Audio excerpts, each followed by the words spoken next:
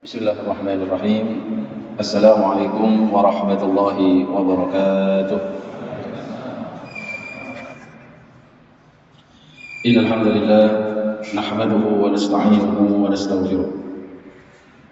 Wa na'udzu billahi min shururi anfusina wa min sayyiati a'malina. May yahdihillahu fala mudilla lahu wa may yudlilhu fala hadiya lahu. Asyhadu an la ilaha illallah وأشهد أن محمدًا عبده ورسوله لا نبي بعده. اللهم صل وسلم وبارك وكرم على حبيبنا وشفيعنا وقرة أعيننا محمد وعلى آله وصحبه وسلم تسليما كثيرا. أما بعد، نويت التعلم والتعليم والإفادة والاستفادة والنفع والانتفاع لله تعالى. Rabbi shrah li sadri wa yassir li amri wahlul 'uqdatam min lisani yafqahu qawli. Allahumma inna nas'aluka al-huda wat-tuqa wal-'afaf wal-ghina. Amin ya rabbal alamin. Ikhwatul iman jamaah sekalian, alhamdulillah, mari kita senantiasa bersyukur kepada Allah Subhanahu wa taala atas segala nikmat yang telah Allah berikan, terkhusus nikmat iman, nikmat Islam, nikmat kesehatan dan nikmat umur panjang, sehingga kita masih bisa dipertemukan oleh Allah dengan bulan Rajab, dan senantiasa kita berdoa, Allahumma barik lana fi Rajab wa Sya'ban wa ballighna Ramadan.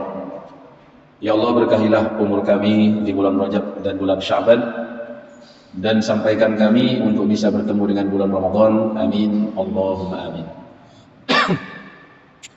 Ikhwatul iman jamaah sekalian, di penghujung bulan Rajab ini saya ingin mengajak para jemaah sekalian untuk kembali mengingat peristiwa yang perlu kita ulang-ulang, perlu kita ingat selalu agar kita memaknai perjuangan dari Nabi besar Muhammad SAW. Bulan Rajab ini identik dengan peristiwa Isra wal Mi'rajnya Rasulullah Muhammad SAW, di mana pada Al-Quran disebutkan dalam hal Isra, yaitu pada surat Al-Isra ayat pertama dimulai dari awal. Sedangkan perjalanan Nabi menuju Mi'raj atau Sidratul Muntaha dijelaskan oleh Allah Subhanahu wa taala pada surat An-Najm. Nanti Bapak Ibu bisa membaca surat An-Najm di halaman pertama, itu kita akan mendapatkan bagaimana gambaran dari perjalanan Mi'rajnya Rasulullah sallallahu alaihi wasallam.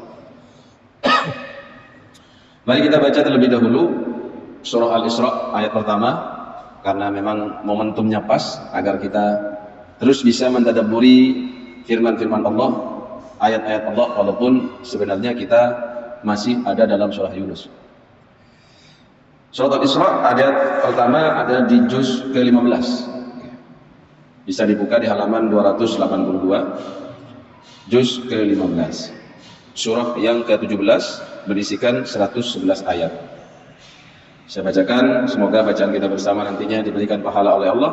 Satu hurufnya satu kebaikan, dan dilipat gandakan satu kebaikan itu menjadi 10 kali lipat. Amin Allahumma amin. A'udzu billahi minasy syaithanir rajim.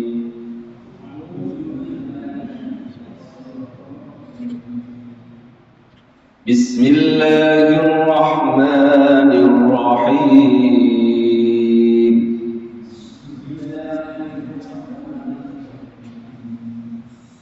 Subhanalladzi asra bi'abdihi layla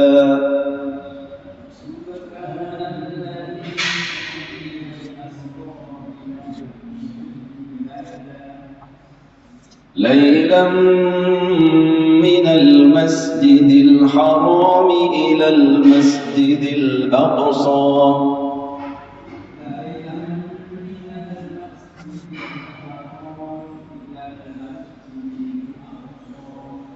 الذي باركنا حوله لنريه من آياتنا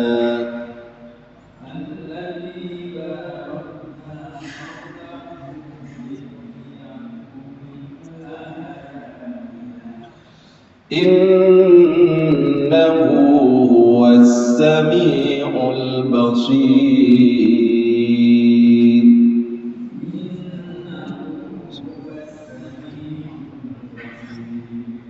Sadaqallahul azim.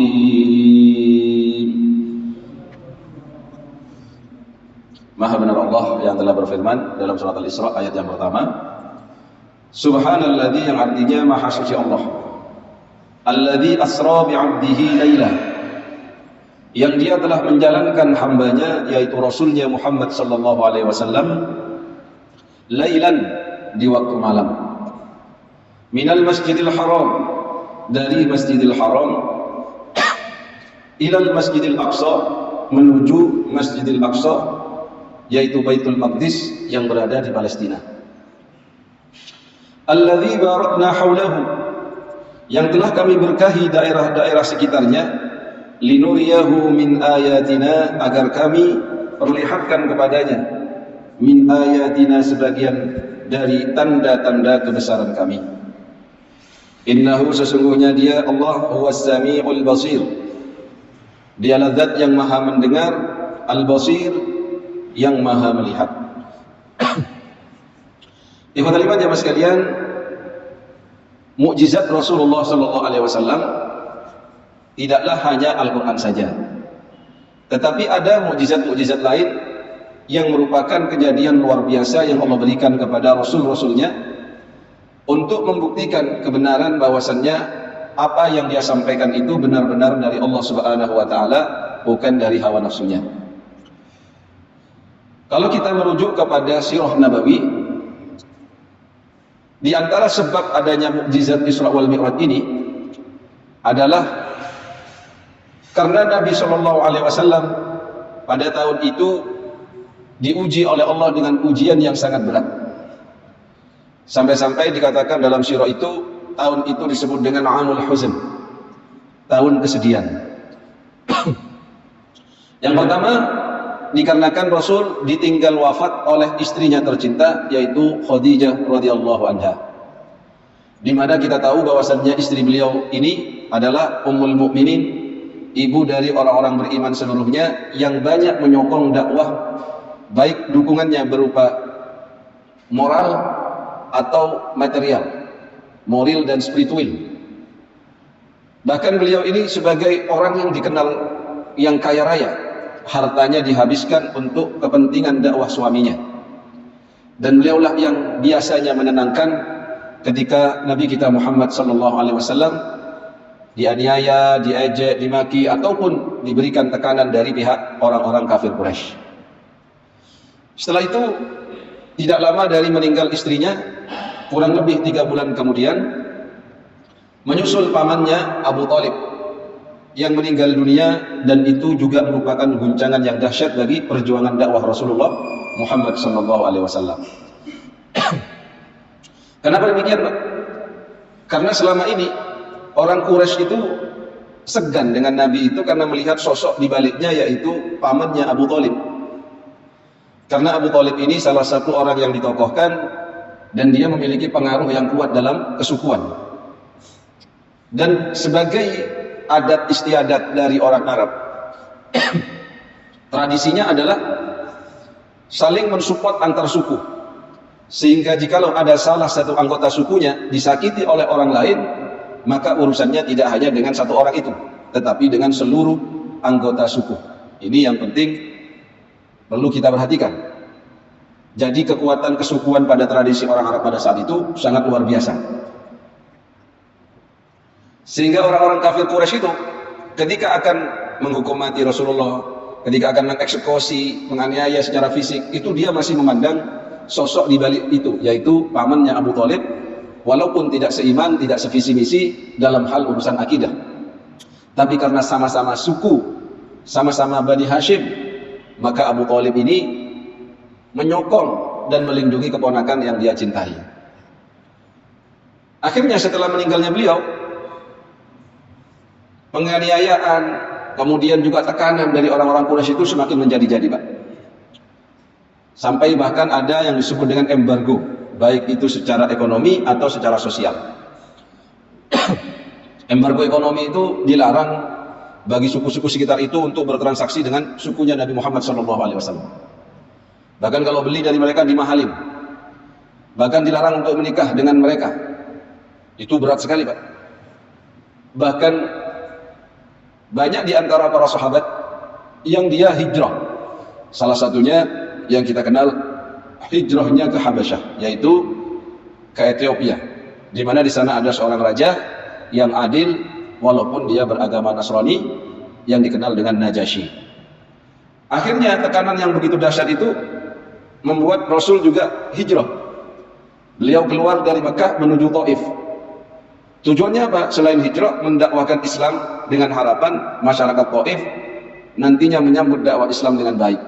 Namun sebaliknya, ternyata masyarakat Taif tidak menerima dakwah Islam. Jadi kalau jamaah umroh sekarang ada travel ke Taif, ada trip ke Taif, seharusnya mengingat perjuangan Nabi. Jangan hanya suka senang-senang bergembira bahagia saja karena travelingnya. Seharusnya mereka mengingat bagaimana dulunya Rasulullah. Beliau jauh-jauh datang ke Taif dari Mekah, lalu disambut dengan tidak baik, bahkan diejek, dihina, dimaki. Bahkan setelah beliau ini pulang dari Taif, masih diikuti oleh hamba-hamba saya mereka, bahkan dilempari dengan batu, dengan kerikil, sampai beliau ini terluka gara-gara hal tersebut. Akhirnya beliau ini beristirahat di suatu kebun kurma, dan dia bermunajat kepada Allah Subhanahu wa Ta'ala. Bahkan Allah Subhanahu wa Ta'ala pada saat itu sempat mengutus Malakul Jibal, malaikat penjaga gunung. Dan malaikat ini mendatangi Nabi dan menawarkan, menyampaikan bahwasannya Allah telah mengutusku karena melihat engkau diperlakukan dengan tidak baik oleh orang-orang Taif, maka pilih gunung mana yang hendak aku tumpahkan kepada orang-orang Taif pada saat itu. Tapi Nabi SAW mengatakan, tetapi saya menginginkan agar mereka diampuni, dan dia berdoa semoga kelak, kalaupun mereka sekarang tidak bertauhid, tidak menyembah kepada Allah, tidak beriman kepada Allah dan Rasulnya, maka kelak supaya semoga dari sulbi mereka lahir orang-orang yang beriman kepada Allah. Akhirnya Pak, doanya terkabul, dan kita dapatkan sekarang orang-orang Taif ini orang-orang yang beriman kepada Allah dan Rasulnya. Nah, setelah peristiwa ini Pak, semuanya ini dengan rentetan yang luar biasa, ujian-ujian Nabi ini, maka ada tasliyah. Tasliyah itu apa? Hiburan. Atau Allah Subhanahu wa Ta'ala memberikan mukjizat Isra wal Mi'raj, di antaranya agar menguatkan jiwa dari Rasulullah Muhammad sallallahu alaihi wasallam. Bahwasannya sepakat para ulama, Nabi melaksanakan Isra wal Mi'raj ini bukan hanya ruhnya saja, tetapi ruhan wa jasadan, ruh dan jasadnya. Karena kalau hanya ruhnya saja, itu tidak terlalu luar biasa. Karena orang tidur terkadang dia ini bisa pergi mimpi ke Mekah, mimpi ke Amerika, mimpi ke mana-mana. Itu karena ruhnya saja. Tapi kalau dengan jasadnya, khususnya di waktu itu, sangat luar biasa kalau ada orang menempuh perjalanan dari Makkah Masjidil Haram menuju Masjidil Aqsa hanya ditempuh dalam waktu semalam. Sedangkan para kafilah dagang, para orang-orang yang traveling pada saat itu menempuhnya berhari-hari, bahkan berbulan-bulan. Ikhwatul iman jemaah sekalian, diriwayatkan bahwasannya sebelum melaksanakan Isra wal Mi'raj itu, Nabi juga mengalami peristiwa syaqqus sadr.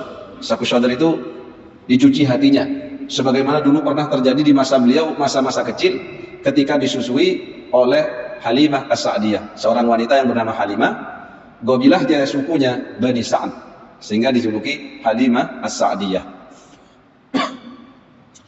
Setelah beliau ini dicuci semua, dalam artian disyaqqus sadr tadi, untuk menghilangkan apa-apa yang tidak baik dari hatinya, dari jiwanya, maka malaikat Jibril mendampingi beliau. Pada saat itu kendaraan yang ditunggangi adalah buraq. Buraq itu ikhwatul iman tidak sebesar kuda, tidak sekecil keledai. Jadi di antara itu, dalam riwayat hadis seperti itu. Lalu beliau ini dari Masjidil Haram menuju Masjidil Aqsa. Dan di sini petunjuk bagi umat Islam untuk tidak melupakan ikatan emosional yang ada pada Masjidil Aqsa. Khususnya jangan sampai kita sebagai muslim acuh tidak acuh, bahkan merasa Palestina ini ngapain kok harus kita pikirkan bersama. Jauh dari sini, ketemu saja tidak pernah juga ke sana dan lain sebagainya. Padahal ikhwatal iman, Nabi itu melarang kita bepergian jauh, la tusaddur rihal itu, kecuali ketiga tempat, diantaranya adalah Masjidil Haram, Masjid Nabawi, atau juga Masjidil Aqsa. Dan Masjidil Aqsa ini salah satu tempat yang disucikan, tempat yang kalau kita sholat di sana, pahalanya melebihi ketika sholat di Masjid Al-Qudus. Begitu. Paling top ya Masjidil Haram. Kemudian ikhwatal iman, dari situ kita juga mengenal dari apa yang disampaikan oleh Al-Quran dalam surah Al-Isra, bahwasannya Masjidil Aqsa itu masjid yang sangat urgent di mata umat Islam. Kenapa demikian? Karena pernah, walaupun hanya beberapa bulan, Nabi SAW diperintahkan oleh Allah menghadapkan wajahnya dalam sholat menuju Masjidil Aqsa atau Baitul Maqdis. Begitu juga banyak dari para nabi itu. Kalau kita perhatikan kenapa Masjidil Aqsa ini adalah tempat yang sangat diberkahi. Walaupun ketika kita melihat di tafsir Ibnu Katsir, ketika melihat penafsiran alladzi barakna haulahu ay fi zuru'i wath thiman, bahwasannya tanahnya adalah tanah yang subur. Bahkan zaitun terbaik itu berasal dari Palestina. Namun kita juga mengetahui banyak sekali para nabi yang berasal dari Masjidil Aqsa atau sekitar dari itu, Baitul Maqdis. Sehingga kalau itu diberkahi sangatlah wajar. Kemudian ikhwatal iman, hal tersebut menugaskan kepada kita bahwasannya kenapa para sahabat dulu, termasuk Sayyidina Umar bin Khattab, dialah juga dulu yang memperkasai membebaskan Masjidil Aqsa dari para penjajah. Kemudian didukung lagi pada generasi-generasi berikutnya Salahuddin Al-Ayyubi dan seterusnya. Harapannya semoga ke depannya Masjidil Aqsa ini kelak kembali kepada pangkuan umat Islam sebagaimana dahulu kala. Amin. Allahumma amin. Jadi ada harus perjuangan. Kita panjatkan doa kepada mereka saudara-saudara kita yang dengan sekuat tenaga menjaga eksistensi Masjidil Aqsa itu. Kalau kita ada rezeki, bisa kita juga menyumbangkan sebagian rezeki kita. Karena memang itulah yang bisa kita lakukan, jihad dengan harta. Ikhwatul iman jemaah sekalian, sesampai di Masjidil Aqsa, Nabi Muhammad ini dalam riwayat, kalau panjenengan nanti membuka tafsir Ibnu Katsir, di situ sangatlah panjang sekali penjelasan terkait Isra wal Mi'raj dari Rasulullah sallallahu alaihi wasallam. Salah satu kisah yang ada adalah Nabi sallallahu alaihi wasallam diberikan oleh malaikat Jibril suguhan. Di antara suguhannya adalah minuman yang berada pada cangkir atau gelas, yang satu berisi khamr dan yang satu berisi susu. Akhirnya Nabi SAW memilih susu. Akhirnya malaikat Jibril mengatakan, laqad ikhtartal fitrah, engkau telah memilih fitrah. Dari sini ikhwatul iman ada pesan, di mana pesan itu menunjukkan fitrah manusia itu dalam hal makanan, khususnya umat Islam orang beriman, juga dalam hal minuman harus yang halal dan thayyib. Khamr itu di zamannya tradisi orang Arab itu adalah minuman kebanggaan mereka. Khamr itu bahasanya Al-Quran, tapi bahasa dari mereka adalah nabil. Nabil itu Pak, kalau sekarang mirip dengan wine ya, yaitu fermentasi anggur yang difermentasikan secara lama, dan itu harganya tidak murah. Jadi kalau di kalangan orang Arab, panjenengan bertamu kemudian disuguhi oleh tuan rumahnya berupa wine itu, berupa nabil itu, berarti itu adalah memuliakan tamu gitu.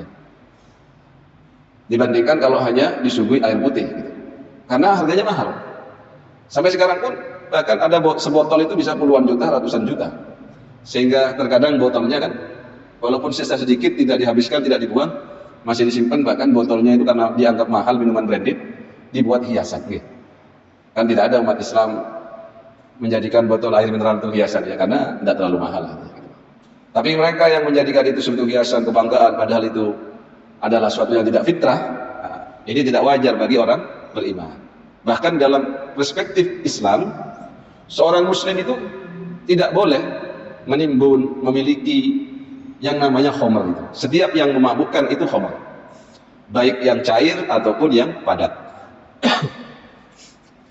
Jadi tidak diperkenankan, bahkan tidak bisa dijadikan harta milik. Sehingga andai saja misalkan tertumpahkan oleh seorang, itu tidak wajib mengganti. Kenapa? Karena orang Islam tidak diperkenankan memiliki khamr. Bahkan makruh dan haram ketika orang itu sering berdekatan atau juga maksudnya sehari-harinya itu bersamaan dengan khamr. Entah dia jualan, entah dia itu memproduksi, entah dia itu melayani orang yang mau mabuk dan seterusnya. Nauzubillah. Semoga kita diselamatkan oleh Allah bersama anak cucu kita, Pak. Karena sekarang itu, Pak, apalagi Pak di desa-desa itu, ya Allah, yang saya dengar dari grassroots para masyarakat itu, yang namanya narkoba itu, sampai anak kecil itu ditawarin untuk make. Lucunya ada satu kampung itu yang kompak masyarakatnya itu, sehingga polisi tidak bisa masuk, polisi itu segan masuk ke situ ya, karena saling tolong menolong dalam keburukan itu, saling melindungi orang yang berjualan khamr itu tadi. Baik. Kemudian ikhwatal iman jemaah sekalian, Nabi ketika di Masjidil Aqsa itu sempat sholat 2 rakaat dan juga bertemu dengan para nabi yang lain. Lalu beliau melanjutkan perjalanan menuju Sidratul Muntaha, di mana melewati beberapa langit. Langit pertama, beliau itu bertemu dengan Nabi Adam alaihissalam. Ketika didampingi oleh malaikat Jibril, dan beliau ketika sampai pada langit pertama, ila sama'id dunya, thumma araja bihi ila sama'id dunya, fadaraba baban min abwabiha. Akhirnya mengetuklah pintu dari langit pertama itu.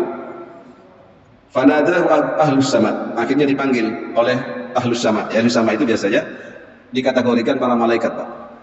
Jadi di langit itu banyak sekali makhluk Allah yang namanya malaikat itu yang bersujud, berzikir kepada Allah. Sehingga ahlus sama itu identik dengan makhluk Allah yang mulia, karena mereka para malaikat la ya'sunallah, yang tidak pernah bermaksiat kepada Allah, wa ya'maluna ma amarahum, dan melakukan apa yang diperintahkan kepadanya. Akhirnya orang-orang ahli sama itu mengatakan, man hadha? Siapa? Katanya. Faqala Jibril, saya Jibril. Qalu, lalu mereka para ahli sama itu berkata, wa man ma'ak? Dan kamu bersama siapa itu? Qala ma'i Muhammad, katanya. Saya bersama Muhammad. Qalu wa qad ba'atha ilaihi? Apakah sudah diutus menjadi nabi? Qala na'am, nggih, sampun. Akhirnya kata mereka, qalu famarhaban bihi. Disambut, Pak, dengan baik. Wa ahlan, ya. Yastabshiru bihi ahlus sama. Kemudian di kota Liman di situ Nabi Muhammad dalam riwayatnya itu dipertemukan dengan Nabi Adam alaihissalam, di mana beliau bertanya, siapa itu wahai malaikat Jibril? Ada sosok seorang yang dia ini ketika melihat sebelah kanan dia merasa bahagia dan tersenyum, ketika melihat sebelah kiri dia menangis dan sedih. Akhirnya disampaikan dia itu adalah Adam alaihissalam, yaitu bapakmu, abuka Adam, fasallim alaih, silakan uluk salam sama dia. Akhirnya beliau uluk salam dan disambut oleh Nabi Adam, marhaban wa ahlan ya bani ni'mal ibn anta, ya. Ini ikhwatul iman menunjukkan adanya satu ikatan emosional, bahwasannya kita semua ini dari anak turun Nabi Adam. Begitu juga Nabi Muhammad SAW berasal dari anak turun Nabi Adam. Namun apa penyebab ketika Nabi Adam itu melihat kepada sebelah kanan bahagia, lihat sebelah kiri dia sedih? Dalam riwayat itu disampaikan bahwasannya beliau diperlihatkan oleh Allah bahwasannya yang sebelah kanan itu para cucu anak Adam yang mendapatkan hidayah lalu menjadi ahli surga dan diridhoi oleh Allah, sehingga dia merasa bahagia dan senang ketika melihat anak cucunya itu, Pak, sukses di akhiratnya kelak. Namun ketika melihat ke sebelah kiri dipertontonkan oleh Allah para anak Adam yang tersesat, tidak beriman, dimasukkan dalam neraka, dan itu juga menjadikan sedih dari Abuna Adam alaihissalam. Maka sebagai orang tua, Pak, kita juga harus memikirkan bagaimana kelak nasib anak-anak kita, cucu kita, apakah mereka sudah kita arahkan menuju hidayah Allah atau kita biarkan begitu saja.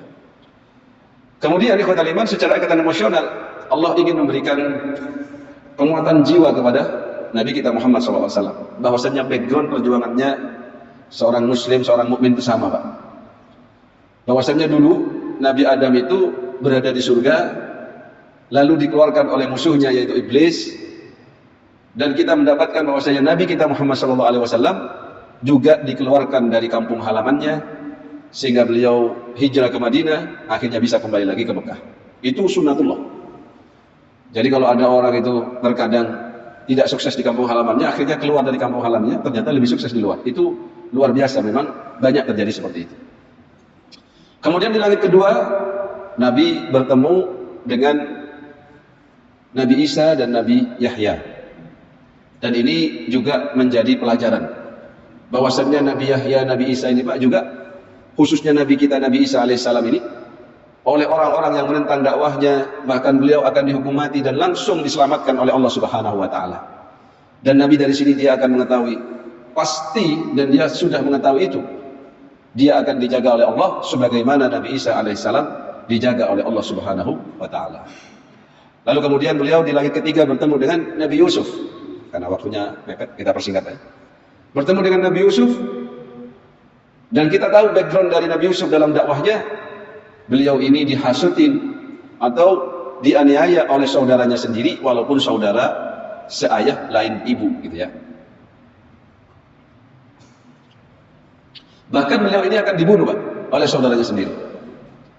Akhirnya oleh saudaranya yang bernama Lawi itu sudah masukkan ke sumur aja, nanti biar ditemu orang yang melewati sini untuk ketika mengambil air, nanti biar dia dibawa, dipelihara oleh orang-orang tersebut.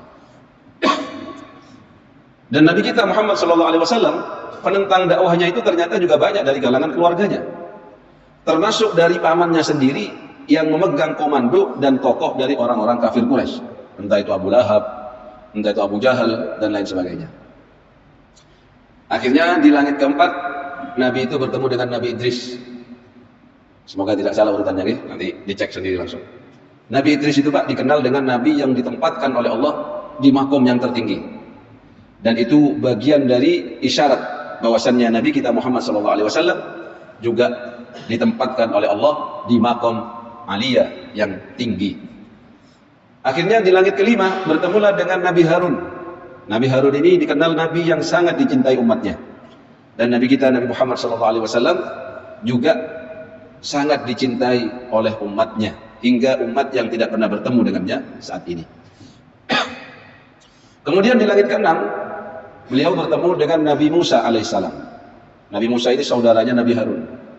Sebenarnya Nabi Harun ini diminta untuk membantu Nabi Musa, dan dia berdoa minta kepada Allah, jadikan dia wazir, perdana menteriku, gitu ya. Tapi Allah berikan kemuliaan, diangkatlah juga Nabi Harun menjadi nabi.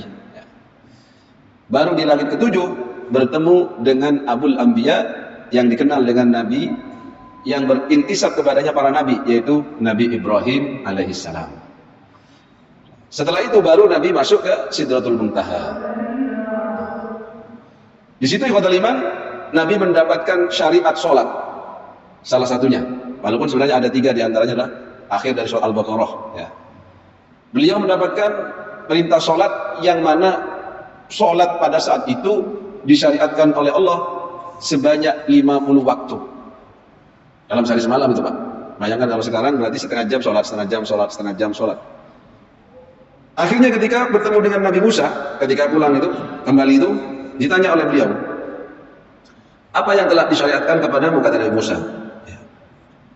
Maka beliau menjawab, khamsina sholatan, adanya kewajiban melaksanakan sholat 50 waktu, yang mana ini menjadi kewajiban bagi umat Muhammad. Akhirnya kata Nabi Musa, Pak, ya Muhammad, ya.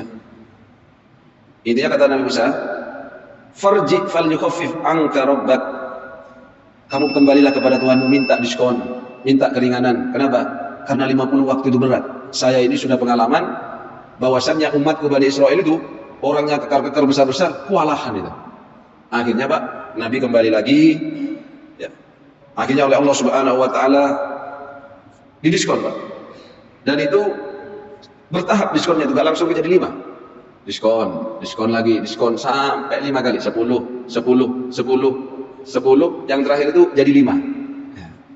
Jadi dari 50 sampai diskon jadi 5. Kenapa Nabi SAW ketika 5 itu masih disuruh balik sama Nabi Musa? Sudah kamu kembali lagi, gak mampu. Terbukti kan? Apa yang disampaikan Nabi Musa itu? 5 waktu, 24 jam itu kadang masih banyak yang gak sholat. Kadang yang kesiangan semuanya, kadang ya sholatnya cuma suka-suka, sometimes saja, tidak on time, begitu.